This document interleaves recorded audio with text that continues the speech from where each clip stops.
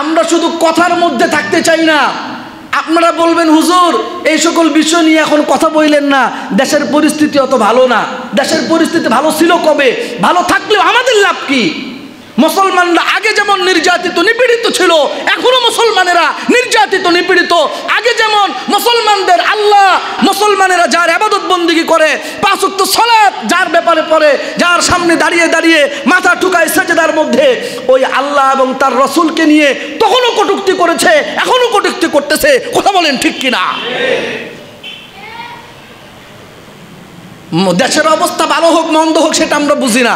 আমরা বুঝি আমরা যে আল্লাহর ইবাদত করি, আমরা যে রাসূলকে মহব্বত করি, ওই আল্লাহ তার রাসূলের বিরুদ্ধে একটা কথা যেই লোকটা বলবে তার মৃত্যুদণ্ড কার্যকর করতে হবে। কথা বলেন ঠিক কিনা? এই দেশ ভালো হোক মন্দ হোক সেটা আমরা বুঝি না। এই শান্ত পরিবেশটাকে অশান্ত করতেছে কে? তাদেরকে চিহ্নিত করেন। ও উস্কায়া দিবে তারা, উস্কানি দিবে তারা, আল্লাহ আল্লাহ রসুলকে গালিগালাজ করবে তারা, আর প্রতিবাদ করব আমরা। আর আমাদের কণ্ঠকে রোধ করার জন্য, আমাদের কথাগুলোকে স্তব্ধ করার জন্য আপনারা বয়ান ছাড়বেন। দেশের পরিস্থিতি ভালো না, ওদেরকে থামান, ওদেরকে থামান। ওরা কেন আমার আল্লাহ এবং তার রসুলের বিরুদ্ধে কথা বলে? কথা বলেন ঠিক কিনা? আমার ভাইরা, আল্লাহ আল্লাহ রসুলের বিরুদ্ধে কথা বললে আপনাদের অন্তরে যারা সৃষ্টি হয় কি হয় না? আপনি মুমিন, আপনি মুমিন, আপনি মুমিন।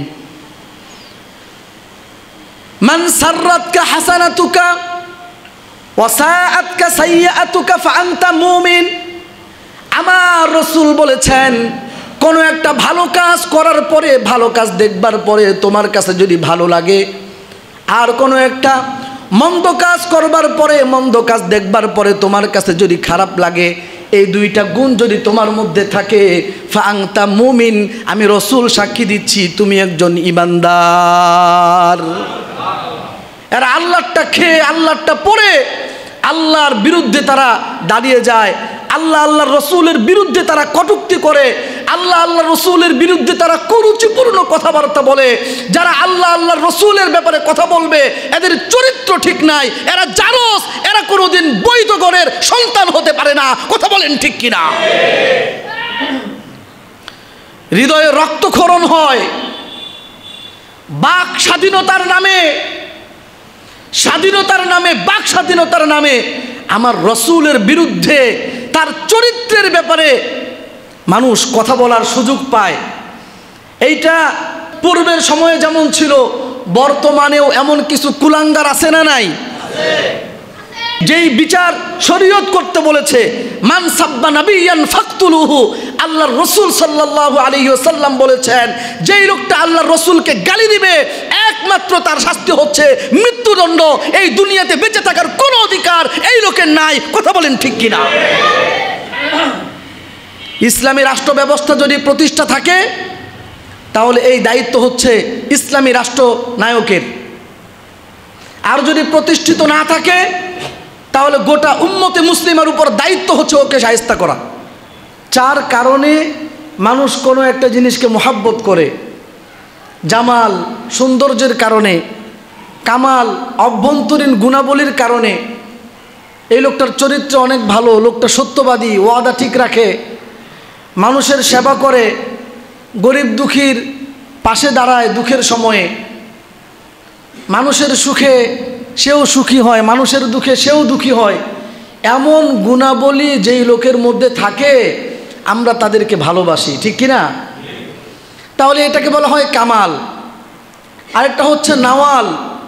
আল্লাহ তাআলা আমাদের উপর ইহসান করেছেন, আল্লাহ আমাদের উপর দয়া করেছেন, সেই জন্য দয়ার কারণেও মানুষ একে অপরকে ভালোবাসে। আরেকটা হচ্ছে ইত্তেসাল, সম্পর্কের কারণে। আল্লাহ পাক আমাদের স্রষ্টা, আমরা তার সৃষ্টি।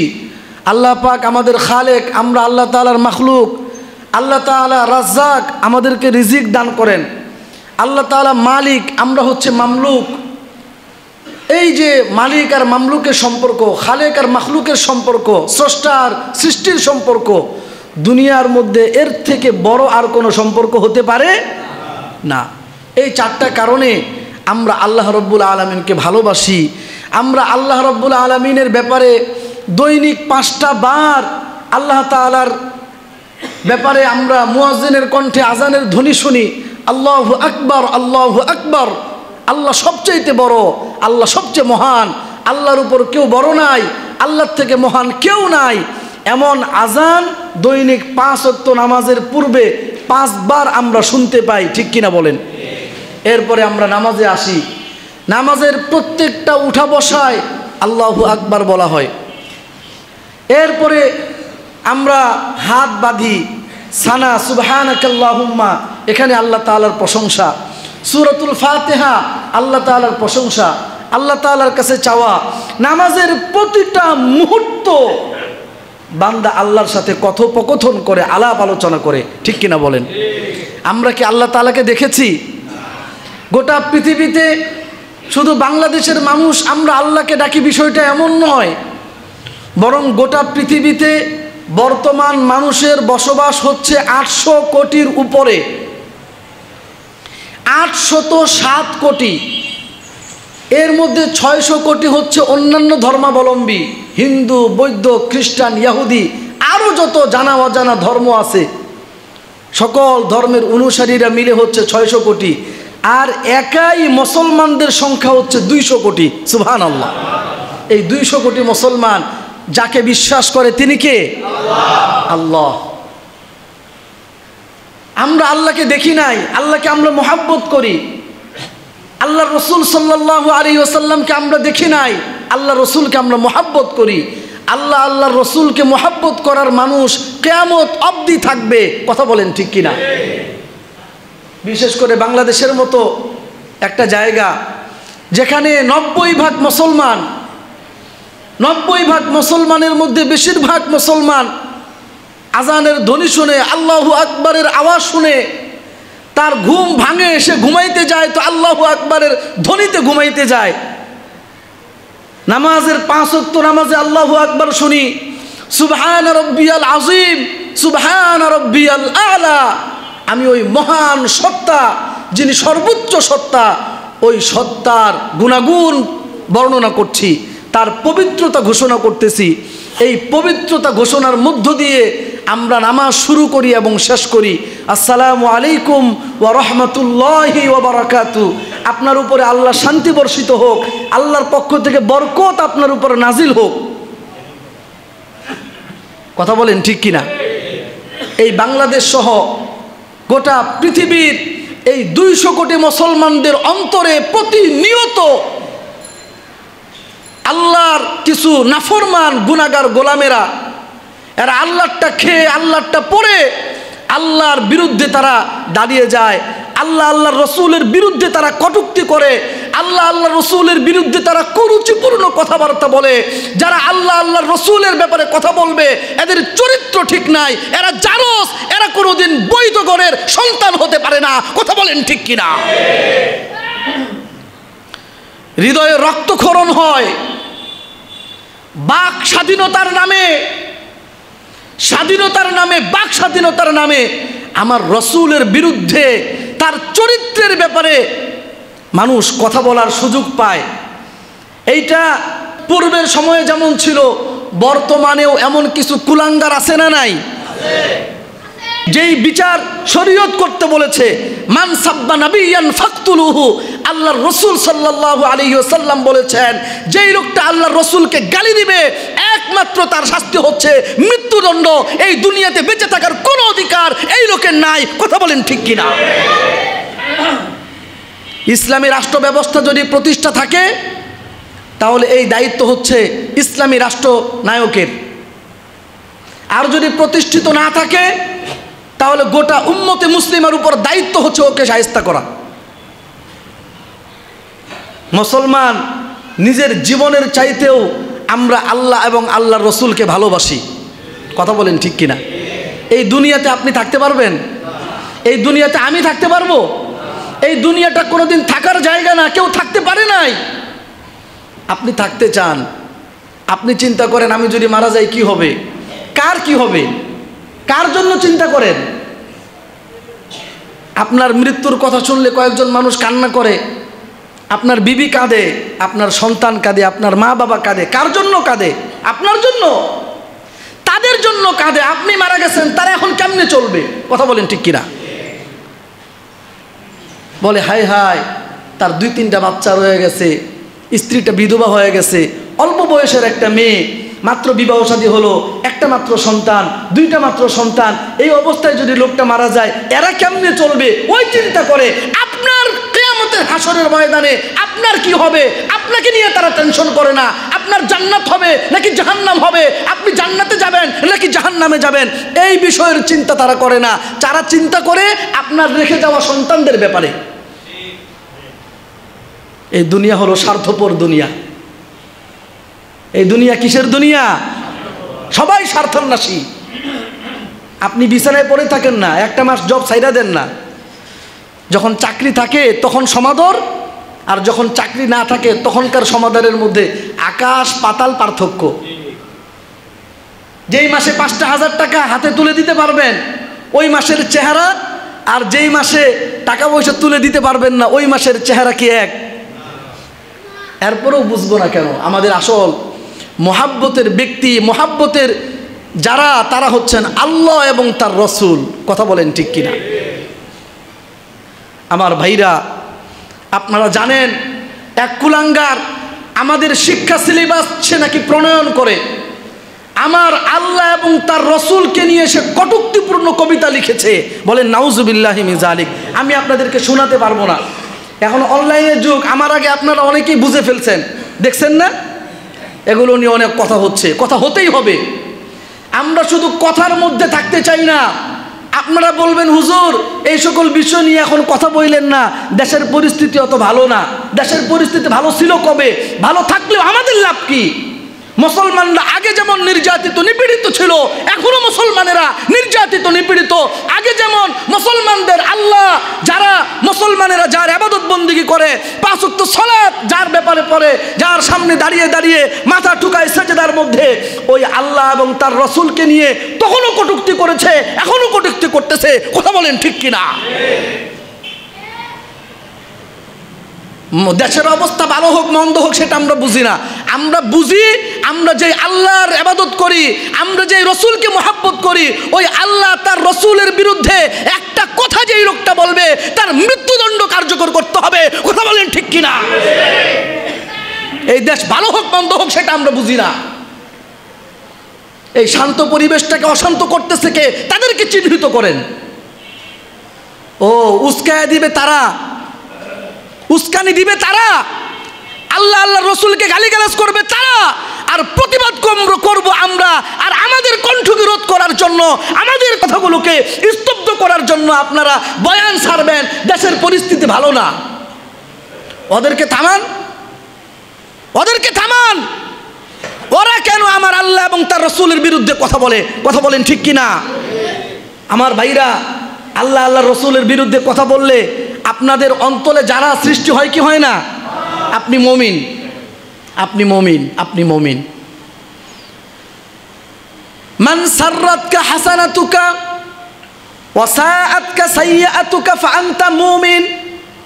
আমার রাসূল বলেছেন কোন একটা ভালো কাজ করার পরে, ভালো কাজ দেখবার পরে তোমার কাছে যদি ভালো লাগে, আর কোনো একটা মন্দ কাজ করবার পরে, মন্দ কাজ দেখবার পরে তোমার কাছে যদি খারাপ লাগে, এই দুইটা গুণ যদি তোমার মধ্যে থাকে, ফাআনতা মুমিন, আমি রসুল সাক্ষী দিচ্ছি তুমি একজন ঈমানদার। আর যদি আমার অন্তরে জ্বালা সৃষ্টি না হয়, তাহলে আমি এখনো ঈমানের গণ্ডিতে পাড়া দিতে পারি নাই। আমারে মানুষ ঈমানদার বলে, আমারে মানুষ দিনদার বলে। দিনদার বলতে পারে, কিন্তু আল্লাহর খাতায় দিনদার নাম ওঠা অত সহজ না। আল্লাহ রসুল সাল্লাল্লাহু আলাইহি সাল্লামের চরিত্রের ব্যাপারে মক্কার কাফেরেরা পর্যন্ত কথা বলতে সাহস করে নাই। আল্লাহ রসুল সাল্লাল্লাহু আলাইহি ওয়াসাল্লামের জীবনী আমরা জানি না। আমরা সন্তানদেরকে জিজ্ঞেস করি তুমি বড় হয়ে কি হবা? ওই বলে ডাক্তার হব, ইঞ্জিনিয়ার হব, পাইলট হবে, ইত্যাদি ইত্যাদি। গায়ক হব, খেলোয়াড় হব, নায়ক হব, এরপরে ড্যান্সার হব। বলেন নাউজুবিল্লাহ। মুসলমানের সন্তান বলে ড্যান্স দেয়, আবার গান শিখে। টাকা দিয়ে আপনি জাহান্নাম খরিদ করতেছেন। আপনার প্রত্যেকটা টাকার হিসাব কাল কিয়ামতের ময়দানে আল্লাহর কাছে জবাব দিতে হবে। কথা বলেন ঠিক কিনা? 5টা প্রশ্নের জবাব না দিয়া এক পা সামনেও যাওয়া যাবে না, এক পা পিছনেও যেতে পারবেন না কিয়ামতের ময়দানে। লা তাজালু কদাম ইবনু আদম হাত্তা ইউসআল আন খামসিন ইয়াউমাল কিয়ামা। আল্লাহর হাবিব সাল্লাল্লাহু আলাইহি ওয়াসাল্লাম বলেছেন, যতক্ষণ পর্যন্ত 5টা প্রশ্নের জবাব না দিবা ততক্ষণ পর্যন্ত সামনে হতে পারবা না। ঠাই যেখানে দাঁড়িয়ে আছো ওখানেই দাঁড়িয়ে থাকবা। আন উমরিহি, 1 নাম্বার হলো আমি আল্লাহ তাআলা তোমাকে হায়াত দান করলাম রে বান্দা, ওই হায়াত ফিমা আফনাহু, হায়াতটাকে তুমি কোন কাজে ফুরাইছো। ওয়ান শাবাবিহি, এবং আমি আল্লাহ তাআলা তোমাকে যেই যৌবন দিয়েছি, যুবক ছিলা, যৌবনকালটা ফিমা আবলাহু, কোন কাজে তুমি ব্যয় করেছো। ওয়ান মালিহি, এবং আমি আল্লাহ তাআলা তোমাকে সম্পদের মালিক বানিয়েছিলাম। মিন আইনা ইকতাসাবাহু ওয়া ফিমা আনফাকাহু, এই সম্পদটা কেমনে তুমি উপার্জন করেছো, অর্জন করেছো, উপার্জন করেছো, কামাই করেছো, সেইটার হিসাব দাও। ওয়া ফিমা আনফাকাহু, এবং তুমি কোন কাজে এই সম্পদটাকে ব্যয় করছো সেটারও হিসাব দাও। ওয়া আন ইলমিহি মাযা আমিলা, আর তুমি যেই এলেম জানতে পারছো, এলেম শিখেছো, ওই এলেম সম্পর্কে জানার পরে তুমি কি পরিমাণ আমল করছো সেটার হিসাব দাও। সম্পদ আছে, আপনি খরচ করতেছেন। সম্পদ আছে বলে আপনি খরচ করা শুরু করলেন, আপনি ড্যান্সার আনলেন, আপনি গান বাজনার আয়োজন করলেন, আপনার একটু দরদ লাগে না? আপনি টাকা দিয়ে আগুন খরিদ করতেছেন, টাকা দিয়ে আগুন আপনার পেটের মধ্যে ভরতেছেন, আপনার একটু ব্যথা লাগে না? পরে আপনার ছেলে মেয়েগুলোর পোশাকগুলো ছোট হয়ে গেছে। কথা বলেন ঠিক কিনা? আপনি না চালাক, আপনি না চতুর? না না, মানুষ আপনাকে চালাক বলে, কিন্তু আমার আল্লাহর কাছে আপনি আহাম্মক, আপনি বেকুব, আপনি নির্বোধ। আমি বলছি না, আমার রাসূল সাল্লাল্লাহু আলাইহি ওয়াসাল্লাম বলেছেন, আল কাইয়িসু মান দানা নাফসাহু ওয়া আমিলা লিমা বাদাল মাউত। আল কাইয়িসু মান দানা নাফসাহু, সবচাইতে বিচক্ষণ হচ্ছে ওই ব্যক্তি যে ব্যক্তি নিজের নফসটাকে কন্ট্রোল করে, নিজের নফসকে নিয়ন্ত্রণ করে। মান দানা নাফসাহু ওয়া আমিলা লিমা বাদাল মাউত, এবং মৃত্যু পরবর্তী জীবনের জন্য আমল করে। আপনি এসে বলতেছেন, হুজুর আমার ভাতিজারা, আমার ছোট ছেলেরা, আমার ভাই বেরাদররা একটু গান বাজনার আয়োজন করতে চাইছে, আর কি একটু আয়োজন করতে চাইছে। ওরা সবাই মিলে যদি বলে যে এখানে ইটের ভাটা আছে না, ইটের ভাটা, ব্রিক ফিল্ড না কি জানি বলে এগুলোকে, ওখানে যে আগুন জ্বলে, আপনার ভাই বেরাদর, ভাতিজা, ছোট ছেলের আইসা বললো, বাবা একটু সময় দাও না, ওখানে তো অনেক আগুন জ্বলতেছে, ইটগুলো, সাদা ইটগুলো গিয়া লাল হয়ে যাইতেছে, আমি তো একটুখানি জাপ দেই। আপনি দিবেন তারে? আপনি বলবেন ওর শিকল বাদ, ওই পাগল হয়ে গেছে, ওরে পাবনা পাঠা। ঠিক কিনা বলেন? দুনিয়ার আগুনটাকে আপনার আগুন মনে হয়েছে, কারণ কি জানেন? আপনি দুনিয়ারটাকে চাক্ষুষ দেখতেছেন, তো এই জন্য আপনি আখিরাতকে দেখতেছেন না, এই জন্য আপনি আখিরাতকে বিশ্বাস করতে পারেন না। আপনার ঈমান এখনো পরিপূর্ণ হয় নাই। সাহাবায়ে কেরাম বলতেন, আমাদের সামনে যদি জান্নাত জাহান্নামকে তুলে ধরা হয়, আমাদের সামনে যদি জান্নাত জাহান্নামকে তুলে ধরা হয়, জান্নাত জাহান্নামকে না দেখার পরেও আমরা যেইভাবে ইবাদত বন্দিকে করছি, জান্নাত জাহান্নাম তুলে ধরার পরেও আমাদের ইবাদতের মধ্যে বিন্দু মাত্র ঘাটতি আসবে না। আগে যেমন ইবাদত করেছিলাম তার থেকে বাড়বেও না, কমবেও না। সুবহানাল্লাহ। এটা হচ্ছে ঈমান। আমরা আমাদের সন্তানদেরকে বলি, তুমি কার মতো হবা, কি হবা? সে বলে আমি গায়ক হব, নায়ক হব, ইঞ্জিনিয়ার, পাইলট হব। কিন্তু জিজ্ঞেস করার দরকার ছিল, রে বাবা তুমি কার মতো হতে চাও? তার সামনে রাসূলুল্লাহ সাল্লাল্লাহু আলাইহি ওয়াসাল্লামের জীবনী থাকলে পরে সে বলতো, আমি তো বিশ্বনবী হযরতে মুহাম্মদুর রাসূলুল্লাহ সাল্লাল্লাহু আলাইহি ওয়াসাল্লামের মতো হতে চাই, যেই নবী জীবনে একটা কথাও মিথ্যা বলেন নাই। সুবহানাল্লাহ। আমি তো রাসূলুল্লাহ সাল্লাল্লাহু আলাইহি ওয়াসাল্লামের মতো হতে চাই, যেই নবী কোনোদিন স্বজন প্রীতি করেন নাই। ক্ষমতার চেয়ার পাওয়ার পরে নিজের মানুষ যদি কোনো অন্যায় করে তাহলে তাদেরকে ছেড়ে দেয় নাই। অন্যের মানুষেরা যদি অন্যায় করে তাহলে জেলখানায় ভরেছে এমন না, বরং ছোট বড় ধনী গরিব আত্মীয় ননাত্মীয় সবার ব্যাপারে আল্লাহর বিধান তিনি জারি করেছেন। সম্ভ্রান্ত এক ফ্যামিলির একটা গোত্রের একজন মহিলা, তার নাম ফাতেমা। আল্লাহ নবী সাল্লাল্লাহু আলাইহি সাল্লামের মেয়ের নামও ফাতেমা, ওই সম্ভ্রান্ত গোত্রের মহিলাটার নামও ফাতেমা। সেই মহিলাটা চুরি করলো, আর ইসলামী শরীয়তের মধ্যে চুরির বিধান হলো হাত কেটে দেওয়া, ঠিক কিনা বলেন? কয় হায় হায়, হাত কেটে দিব? আল্লাহ রসুল সাল্লাল্লাহু আলাইহি সাল্লাম হাত কাটার জন্য ফায়সালা করলেন, ওর হাত কেটে দাও।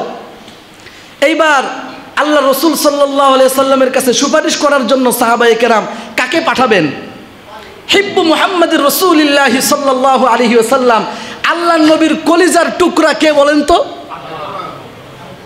ফাতেমা রাদিয়াল্লাহু তাআলা আনহা মেয়ে হিসেবে, নাতি হিসেবে হাসান হুসাইন। কিন্তু হাসান হুসাইনের থেকেও আল্লাহ রসুল আরেকজনকে ভালোবাসতেন, তিনি হচ্ছেন আল্লাহ রসুলের কৃতদাস হযরতে যায়েদ বিন হারেসার ছেলে উসামা বিন যায়েদ রাদিয়াল্লাহু তাআলা আনহু। সুবহানাল্লাহ, কৃতদাস। সকল সাহাবায়ে কেরাম পরামর্শ করলেন, ওই সম্ভ্রান্ত নারীর হাত কেটে দেওয়া হবে। আল্লাহর হাবিব সাল্লাল্লাহু আলাইহি ওয়াসাল্লামকে সুপারিশ করা হোক, ইয়া রাসূলুল্লাহ, ওই মহিলাটার হাত না কাইটা অন্য কোনো শাস্তি প্রদান করা যায় কি যায় না? এই বিষয়ের সুপারিশ কে করবে? সকল সাহাবায়ে কেরাম বললেন, এক একজনের নাম বললেন। কেউ বললেন হাসান হুসাইনের কথা, কেউ বললেন হযরতে আলী ইবনে আবি তালিবের কথা। এরপরে সবাই সিদ্ধান্ত নিলেন, না না, বরং আল্লাহ রসুল সবচাইতে বেশি মোহাব্বত করেন উসামা বিন যায়েদ বিন হারেসা, আল্লাহ রসুলের কৃতদাস যায়েদ বিন হারেসার ছেলে হযরতে উসামা বিন যায়েদ রাদিয়াল্লাহু তাআলা আনহু। উসামা বিন যায়েদ রাদিয়াল্লাহু আনহু আল্লাহ রসুল সাল্লাল্লাহু আলাইহি ওয়াসাল্লামের কাছে গিয়ে বললেন, ইয়া রাসূলুল্লাহ, তার ব্যাপারে কি একটু ফিকির করা যায় কি না? বলেছেন, এই কথা বলেন না যে আপনি হাত কাটেন না। ইয়া রাসূলুল্লাহ, তার ব্যাপারে একটু আপনি আমাদের কথা শুনবেন কিনা? আল্লাহর হাবিব সাল্লাল্লাহু আলাইহি ওয়াসাল্লামের চেহারাটা লাল হয়ে গেল। হাদিসের মধ্যে আসছে, মনে হয় যেন বেদানা ওই আনারের দানাগুলো চিপলে ওই রসটা চেহারার মধ্যে দিলে যেমন লাল হয়ে যায়, আল্লাহর হাবিব সাল্লাল্লাহু আলাইহি ওয়াসাল্লামের চেহারাটা লাল হয়ে গেছে। আল্লাহু আকবার। এরপরে রাসূলুল্লাহ বললেন, শোনো উসামা, কান খুলে শোনো, তুমি মনে করেছো তোমার কথার কারণে আমি আল্লাহ তাআলার বিধান প্রতিষ্ঠা করার ক্ষেত্রে নমনীয়তা দেখাবো, কিন্তু না না, সেটা নয়। ওই গোত্রের সম্ভ্রান্ত পরিবারের মেয়ে ফাতেমা চুরি না করে যদি আমার কলিজার টুকরা ফাতেমা বিনতে মুহাম্মদ যদি চুরি করতো, লাকাতাতু ইয়াদাহা, তাহলে আমি মুহাম্মদ সাল্লাল্লাহু আলাইহি ওয়াসাল্লাম আমার মেয়ে ফাতেমার হাতটাও কেটে দিতাম, আমার মেয়ের হাতটাও কেটে দিতাম। আপনার সন্তানকে জিজ্ঞেস করতেন, সন্তান তুমি কার মতো হতে চাও? আপনার সন্তান বলতো, বাবা গো, যেই নবী নিজের আত্মীয়দের ব্যাপারেও আল্লাহর বিধান প্রতিষ্ঠা করতে দ্বিধাবোধ করেন নাই, আমি ওই রসুলের মতো হতে চাই। আপনি জিজ্ঞেস করতেন, সন্তান তুমি কার মতো হতে চাও? সন্তান বলতো, আগো আব্বা, আমি তো এমন একজন পিতা হতে চাই যেমনটা আল্লাহর রসুল পিতা ছিলেন। বলেন সুবহানাল্লাহ। আমাদের সন্তানরা আল্লাহ রসুলের জীবনী জানেই না, পড়েই না, না সিলেবাসে আছে, না ব্যক্তিগতভাবে পড়ে। আব্বা আম্মাই জানে না, সন্তান জানবে কেমনে? কথা বলেন ঠিক কিনা? বরং আল্লাহ রসুল সাল্লাল্লাহু আলাইহি সাল্লামের ব্যাপারে যে সকল কথাবার্তা শুনে, এগুলো সব নাস্তিক মার্কা মানুষদের কাছ থেকে শুনে। সিলেবাস পড়াশোনা করাইতেছে ওই জায়গায় যারা পশ্চিম দিকে ফিরা একটা সেজদা দেয় নাই, পেশাব পায়খানা করলে পানি নেই কিনা আল্লাহই জানে, যাদের সূরা ফাতিহাটা শুদ্ধ নাই, যেই সিলেবাস পড়লে পরে জানাজার নামাজ পড়াইতে পারে না, পড়তে পারে না, কোরআনে কারিমটা সহি শুদ্ধ করে পড়তে পারে না, এমন শিক্ষা আমি আমার সন্তানকে দিচ্ছি। আমার এই সন্তান আল্লাহ রসুলকে চিনবে কেমনে? হয়তো চিনবো আবু জাহাল আর ফেরাউনের। কথা বলেন ঠিক কিনা? আল্লাহ রসুল তার বন্ধু হয় কেমনে? ওর বন্ধু তো তাসলিমা নাসরিন। কথা বলেন ঠিক কিনা? এই কুলাঙ্গার নারীর ব্যাপারেও বাংলাদেশে এখন তার পক্ষে কথা বলার মানুষ আছে না নাই? হয়তো রাষ্ট্রদ্রোহী, হয়তো কুলাঙ্গার। ওই তাসলিমা নাসরিনের পক্ষে আপনি কেমনে কথা বলেন? আপনার লজ্জা হয় না আপনার সন্তান তাসলিমা নাসরিনের পক্ষে কথা বলে? প্রত্যেকটা মানুষের উচিত আল্লাহ রসুল সাল্লাল্লাহু আলাইহি ওয়াসাল্লামের জীবনী ঘরের মধ্যে তালিম করা, ঠিক কিনা বলেন? করবেন তো ইনশাআল্লাহ? রাজি আছেন তো ইনশাআল্লাহ ভাই? তারিখুল ইসলাম নামে অনেক কিতাব আছে, ইসলামের ইতিহাস। আরে ইসলাম কাকে বলে? ইসলামের ইতিহাসই তো ইসলাম। ইতিহাসই আপনি জানেন না, আমি জানি না। আগে যা কয়েকটা ঘটনা পাঠ্য বইয়ের মধ্যে ছিল এগুলো সব তুলে দিছে। হযরত ওমরের ঘটনা নাই, হযরত আবু বকরের ঘটনা নাই, ঘটনা আছে লুচ্চাগো। আমার রসুল সাল্লাল্লাহু আলাইহি সাল্লামের তারা এই সকল শব্দ ব্যবহার করে। আমি বলতেছিলাম আল্লাহ রসুলের যুগে কাফেরেরাও আমার রসুলের চরিত্রের ব্যাপারে কোনোদিন কথা বলার সাহস করে নাই। কথা বলেন ঠিক কিনা? আল্লাহ রসুল সাল্লাল্লাহু আলাইহি সাল্লামের যুগে আল্লাহ রসুলের সবচাইতে বড় শত্রু কয়েকজন ছিল।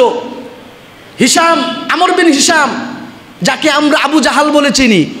ওর নাম কিন্তু আবু জাহাল না। আবু জাহাল মানে হলো মূর্খের বাবা। আবু জাহাল মানে কি? জাহালুন, জাহালাত। আমরা বলি না জাহিলিয়ত, আইয়ামে জাহিলিয়ত, মূর্খতার যুগ, মূর্খের বাবা, তাকে বলা হতো আবু জাহাল। ওর নাম হচ্ছে আমর বিন হিশাম, উতবা বিন রবিআ, সাইবা বিন রবিআ, ওয়ালিদ ইবনুল মুগীরা।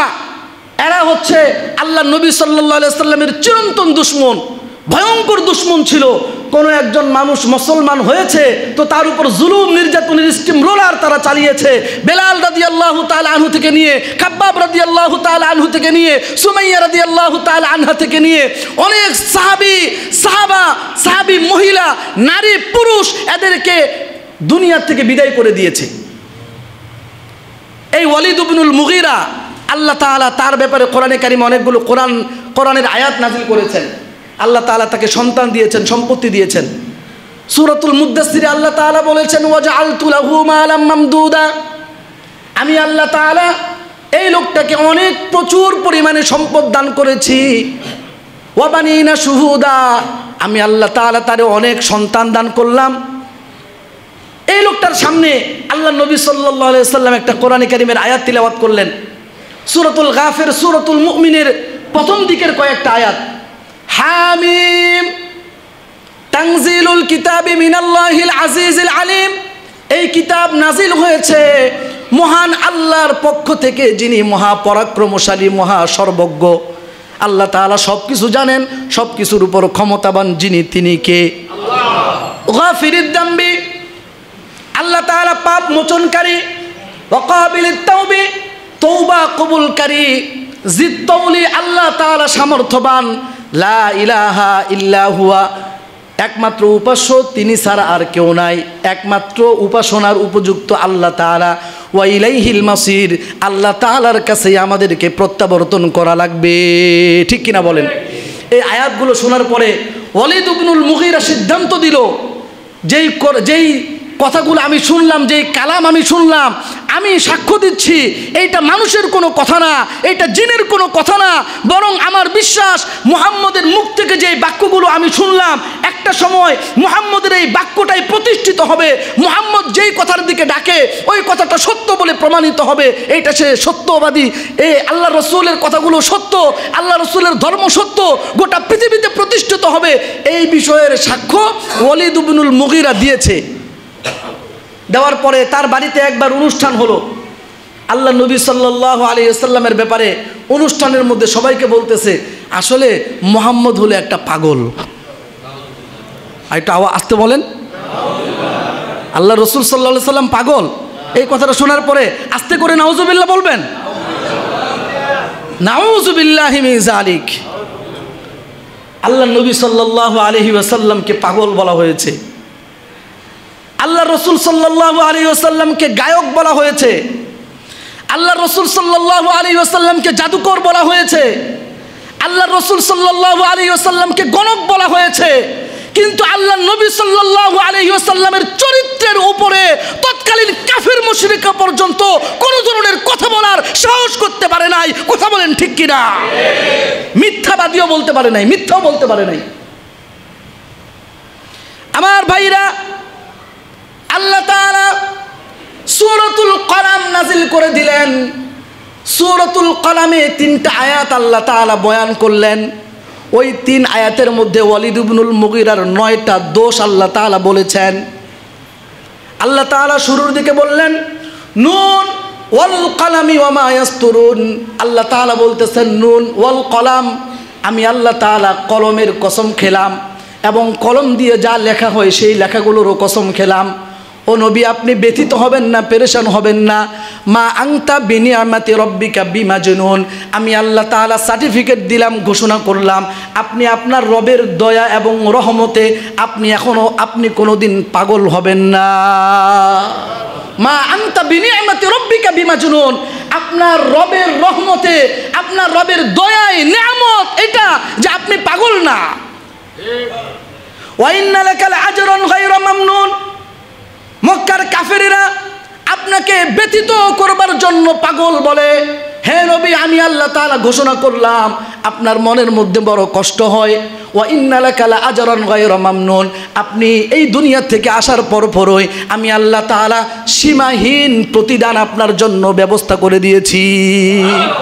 এরপরে আল্লাহ তাআলা বললেন ওয়া ইন্নাকা লাআলা খুলুকিন আযীম, হে নবী আপনি হচ্ছেন মহান চরিত্রের অধিকারী। সুবহানাল্লাহ সুবহানাল্লাহ। ওয়া রাফা'না লাকা যিকরাক, আল্লাহ পাক বলেছেন হে নবী আপনার আলোচনা কিয়ামত পর্যন্ত গোটা পৃথিবীর আনাচে কানাচে আমি আল্লাহ তাআলা ছড়িয়ে দিব। সুবহানাল্লাহ। পৃথিবীর প্রান্তে প্রান্তে আযান হয়, আশহাদু আল্লা ইলাহা ইল্লাল্লাহ, আশহাদু আন্না মুহাম্মাদার রাসূলুল্লাহ,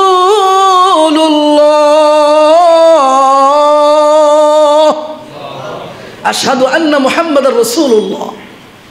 এই আযানের ধ্বনি গোটা পৃথিবীর প্রান্তে প্রান্তে উচ্চারিত হয় কি হয় না? আল্লাহ তাআলা বলেছেন ওয়া রাফা'না লাকা যিকরাক, তারা আপনাকে পাগল বলেছে। না না, আপনি পাগল না। ওয়া ইন্নাকা লাআলা খুলুকিন আযীম, আপনার চরিত্র হচ্ছে সর্বোচ্চ মহান চরিত্রের অধিকারী। আপনার মতো চরিত্রের অধিকারী পৃথিবীর বুকে আর কেউ নাই। সুবহানাল্লাহ। এরপরে আল্লাহ তাআলা বলছেন সময় শেষ। আল্লাহ তাআলা ওই কুলাঙ্গারের যে আল্লাহর রসুলকে মাজনুন বলেছে, পাগল বলেছে, মাজনুন মানে পাগল, আল্লাহ রসুলকে যে মাজনুন বলেছে ওয়ালিদ ইবনুল মুগীরা, তার 9টা দোষের কথা আল্লাহ তাআলা বললেন। ওয়ালা তুতি', হে নবী আপনি তাকে ফলো করেন না, তার কথার প্রতি কোনো ভ্রুক্ষেপ দিয়েন না, ওর কথার প্রতি আপনার নজর দেওয়ার দরকার নাই, তাকে অনুসরণ করার দরকার নাই। কে? কুল্লা হাল্লাফিন, যেই লোকটা কথায় কথায় মিথ্যা কথা বলে, মিথ্যা কসম করে। 1 নম্বর দোষ মিথ্যা কসমকারী, মিথ্যা কথা বলে। মাহিন, লাঞ্ছিত, মর্যাদাহীন। অনেকের নাম আছে, আমি দেখলাম মাহিন, মাহিন ইসলাম। মাহিন কোনো নাম না, মাহিন মানে লাঞ্ছিত। মাহিন কি বলেন? লাঞ্ছিত। এই নাম বাদ দিবেন। মাহিন সে হচ্ছে লাঞ্ছিত, মর্যাদাহীন। এগুলোর ব্যাখ্যা আছে, আমি করতে গেলে তো অনেক দিন, অন্য এক সময় করবো ইনশাআল্লাহ। 3টা আয়াতের মধ্যে আল্লাহ তাআলা 9টা দোষের কথা বললেন। 1 নাম্বার হচ্ছে মিথ্যা কসম করে, 2 নাম্বার হচ্ছে মাহিন, লাঞ্ছিত, সে গায়রতহীন, তার কোনো আত্মমর্যাদা না, মর্যাদাহীন, আত্মমর্যাদা বলতে কিছুই নেই তার কাছে। হাম্মাজিন, সে মানুষের পিছনে পিছনে দোষ বর্ণনা করে, নিন্দা করে, নিন্দুক, পিছনে পিছনে কথা বলে, সামনে এসে কথা বলার সাহস নাই। এমন মানুষ আছে না নাই? পিছনে পিছনে কথা কইব, আপনার সামনে এসে 2টা কথা বলবে এমন নাই। হাম্মাজিন মাশাইম বিনামিম, একজনের কথা আরেকজনের কাছে লাগায়, চগলখোর। কেমনে পেঁচ লাগানো যাইব? চগলখড়ি করে, এই জনের কথা ওই জনের কাছে, ওই জনের কথা এই জনের কাছে। মাশাইম বিনামিম, কয়টা গেল? 4টা। মান্নাইল লিল খাইরি, এই লোকটা সৎ কাজে বাধা প্রদান করে, সৎ কাজ করতে দেয় না। মুতাদিন, 6 নাম্বার হলো মুতাদিন, সে সীমালঙ্ঘনকারী, জালেম, আসিম। 7 নাম্বার হচ্ছে এই লোকটা পাপিষ্ঠ, পাপিষ্ঠ, গুনাহ করে, ঝগড়াটে। এরপরে উতুল্লিন, কঠোর স্বভাবের, ওর স্বভাবের মধ্যে কঠোরতা ছাড়া কিচ্ছু নাই, শুধু গ্যাং গ্যাং করে, কথা বলার সময় গ্যাং গ্যাং করে। ওই টাকা আছে তো এই জন্য আর মানুষ কিছু বলে না। এমন কিছু মানুষ আমাদের সমাজে আছে না নাই? মসজিদে আসলে কি বড় গলা। মসজিদে আসবেন আল্লাহর গোলাম হওয়ার জন্য, বেড়াগিরি দেখাবার জন্য না। কথা বলেন ঠিক কিনা? আপনি দেখেন না আপনার পাশে মানুষ কথা নামাজ পড়তেছে, দোয়া কান্নাকারি করতেছে, আপনি এত জোরে জোরে কথা বলেন কেন? ইন্না আনকারাল আসওয়াতি লাসাউতুল হামির। আল্লাহ তাআলা কোরআনের মধ্যে বলেছেন সবচাইতে নিকৃষ্ট আওয়াজ হলো গাধার আওয়াজ। আপনি গাধার মতো চিল্লাচিল্লি করেন কেন? মসজিদে আসছেন আল্লাহর বান্দা হওয়ার জন্য। আল্লাহর বান্দা পরিচয় দিতে হলে প্রয়োজন ছাড়া কোনো কথা বলা যাবে না। কথা বলেন ঠিক কিনা? আল্লাহ তাআলা বলেছেন উতুল্লিন। 8 নাম্বার হচ্ছে সে হচ্ছে কঠোর স্বভাবের। বাদা যালিকা জানিম। আল্লাহ তাআলা বলেন এতগুলো দোষ তার মধ্যে আছে, তদুপরি সে হলো জারস। বলেন নাউজুবিল্লাহ। জারস, জারস, নাউজুবিল্লাহি মিন যালিক। এই ওয়ালিদ ইবনুল মুগীরা দৌড়ে গেছে মায়ের কাছে, মা, মুহাম্মদের রব কোরআনে কারীমের মধ্যে 9টা দোষের কথা উচ্চারণ করছে, তার মধ্যে প্রথম 8টা দোষ আমার মধ্যে আছে, আমি জানি। কারণ মুহাম্মদ কোনোদিন মিথ্যা কথা বলে, আল্লাহর নবীকে কেউ কোনোদিন মিথ্যা কথা বলতে পারে। আমার রাসূলের চরিত্রের ব্যাপারে কোন মানুষ কোনোদিন কথা বলতে পারে নাই। বলেন আলহামদুলিল্লাহ। আমি আমার একজন রাসূলের সৈনিক, আমার নেতা হচ্ছে রাসূল, আমি আমার একজন রাসূলের উম্মত। আলহামদুলিল্লাহ বলেন। সে বলেছে মা, মুহাম্মদের রব 9টা দোষ বয়ান করেছে, তার মধ্যে 8টা দোষ আমার মধ্যে আছে গো মা। কিন্তু আমি জানতে চাই, মুহাম্মদের রব বলেছে বাদা যালিকা জানিম, সে হলো জারস সন্তান। সুতরাং আমি জারস কি জারস নয় এইটা দুনিয়ার কেউ জানবে না, একমাত্র আপনি জানবেন। আপনি যদি সত্য কথা না বলেন তাহলে তলোয়ার দিয়ে আপনার মাথাটা দেহ থেকে আলোক করে ফেলবো। তার মা বলল, বাবারে, তোর বাবার অনেক অর্থ সম্পদ আছে ঠিক আছে, কিন্তু তোর বাবা ছিল পুরুষত্বহীন। আমি চিন্তা করে দেখলাম তোর বাবার এত সহায় সম্পত্তি, একটা সন্তান যদি না হয় এই সম্পত্তিগুলো তার ভাই বোনেরা বাটোয়ারা করে নিয়ে যাবে, চাচারা নিয়ে যাবে। সুতরাং আমার ওই যে তোমার বাবার একজন রাখাল আছে, উটগুলো পরিচালনা করে, রাখালগিরি করে, এরপরে ছাগলগুলো দেখাশোনা করে, ওই রাখালের সাথে থাকার কারণে তুমি দুনিয়াতে আসছো। বলেন নাউজুবিল্লাহি মিন যালিক। ওলামায়ে কেরাম বলেছেন, খেয়াল করে শুনেন, কান খাড়া করে শুনেন, হে দুনিয়ার কুলাঙ্গারেরা, তোমরা যারা আমার আল্লাহ এবং রাসূলের বিরুদ্ধাচরণ করো, শুনে নাও, কান খাড়া করে শুনে নাও।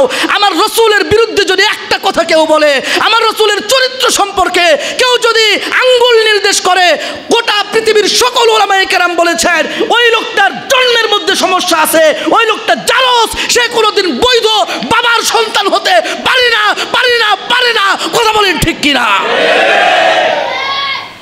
আমার আপনার সন্তানদেরকে আমরা বলবো তো ইনশাআল্লাহ, আমার রাসূলের চরিত্রের মধ্যে বিন্দু মাত্র দাগ কেউ দিতে পারেনি, আজ পর্যন্ত পারবে না, কিয়ামত পর্যন্ত পারবে না। কথা বলেন ঠিক কিনা?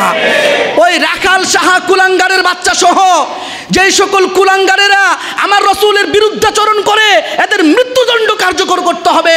আমরা বাংলাদেশের 90% মুসলমান, আমরা আমাদের প্রাণের চাইতেও আমার নবীকে আমরা ভালোবাসি। কথা বলেন ঠিক কিনা? শেষ হাদিস বলছি, আল্লাহ রাসূল সাল্লাল্লাহু আলাইহি ওয়াসাল্লাম বলেছেন, লা ইউমিনু আহাদুকুম, তোমাদের কেউ ততক্ষণ পর্যন্ত মুমিন হতে পারবা না, হাত্তা আকুনা হাব্বা ইলাইহি, যতক্ষণ পর্যন্ত আমি রাসূল তার কাছে সবচাইতে পছন্দনীয় না হব। সবচাইতে পছন্দনীয় মানে মিন নাফসিহি, তার জানের চাইতেও পছন্দনীয় হব, মিন ওয়ালিদিহি, তার বাবা মায়ের চাইতেও পছন্দনীয় হব, মিন ওয়ালাদিহি, তার সন্তান সন্ততির থেকেও পছন্দনীয় হব, ওয়ান নাসি আজমাইন, গোটা পৃথিবীর সব মানুষদের থেকে আমি রাসূল যতক্ষণ পর্যন্ত তার কাছে পছন্দনীয় না হব ততক্ষণ পর্যন্ত ওই লোকটা পরিপূর্ণ মুমিন হতে পারবে। হে আল্লাহ, বলেন হে আল্লাহ, আপনি আমাদেরকে আপনার রাসূলের সবচাইতে পছন্দনীয় হওয়ার তৌফিক দান করেন। আমাদের কাছে আপনার রাসূলকে সবচাইতে পছন্দনীয় বানিয়ে দেন। আমিন, আমিন, আমিন। আমার ভাইরা, মাদ্রাসার ব্যাপারে একটা কথা বলি। আমরা তো আলহামদুলিল্লাহ অনেক চেষ্টা করেছিলাম এই জানুয়ারি ফেব্রুয়ারির মধ্যেই মাদ্রাসা চালু